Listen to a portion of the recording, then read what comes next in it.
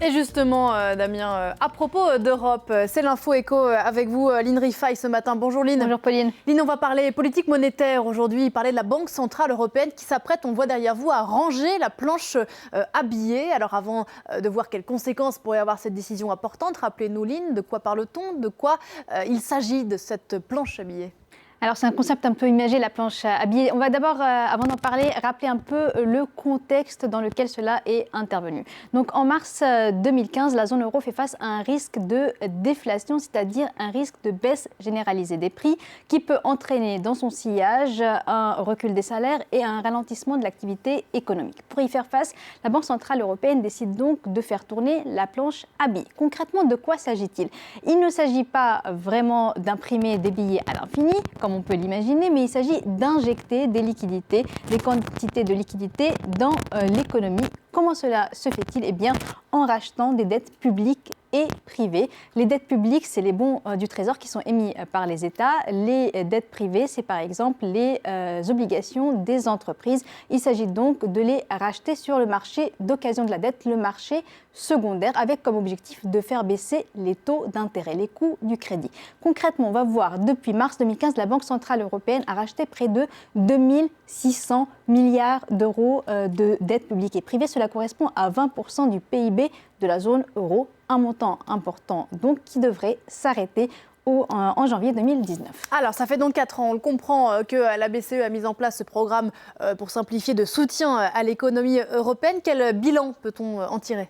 Alors, la première conséquence que l'on a observée, c'est une baisse des coûts du crédit, une baisse des taux d'intérêt de manière assez conséquente, importante. On a par exemple vu, vous vous en souvenez, des États comme la France, comme l'Allemagne, emprunter même à court terme à des taux négatifs. On a aussi vu les taux d'intérêt sur les crédits immobiliers baisser à des niveaux historiquement bas. Autre conséquence, c'est aussi sur le taux d'intérêt de l'euro face aux principales monnaies et notamment face au dollar. Cela a encouragé les exportations de la zone euro. Et puis tout cela a soutenu l'activité économique au sein de la zone euro, un impact sur la croissance estimé par la BCE de 0,4 points par an, en plus de ce que l'on pouvait réaliser sans cela. Et puis l'inflation que l'on cherchait à avoir, on était à une inflation proche de zéro, eh bien l'inflation elle est revenue et on est aujourd'hui à une inflation autour de 2%. Enfin, le chômage a reculé au sein de la zone euro, un chômage autour de 8,1% de la population active actuellement, c'est un plus bas depuis 10 ans. Alors pourquoi la BCE veut arrêter son programme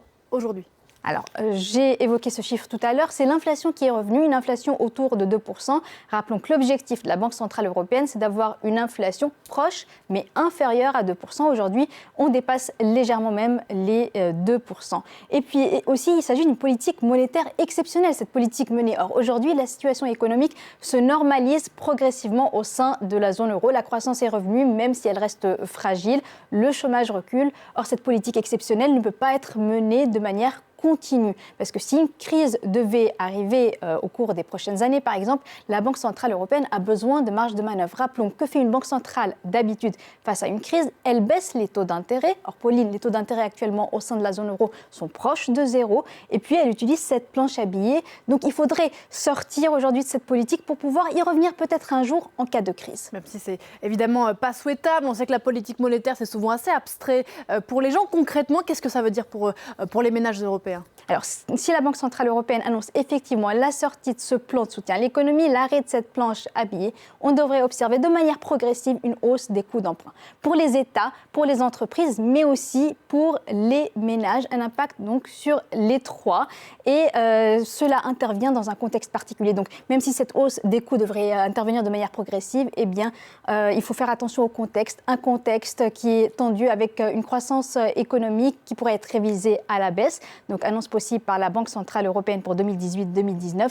Un contexte aussi lié aux guerres commerciales qui peuvent fragiliser la croissance au sein de la zone euro. Et puis enfin, autre conséquence que l'on peut évoquer, ou plutôt autre contexte, c'est celui du Brexit. On en parlait tout à l'heure. Si un Brexit dur venait à se produire, eh bien, il y aurait aussi un risque pour l'activité économique au sein de la zone euro. Donc un contexte à surveiller de la part de la Banque Centrale Européenne. Merci beaucoup, Line. C'était l'info éco avec vous ce matin.